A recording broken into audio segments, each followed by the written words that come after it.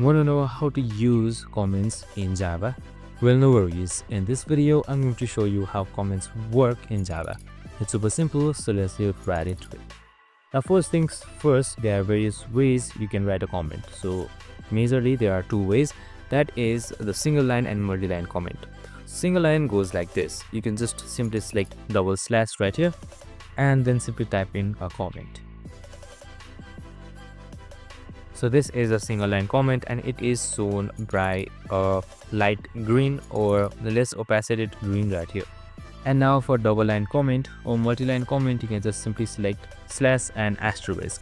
Now you need to end it with same thing right here in order to stop it. So you can see right here, this is a multi-line comment and you can also try it with your own program as well. You need to also keep in mind that comments are ignored by Java, so it doesn't really matter where you keep it. So only the syntax should be correct. I hope this video helped.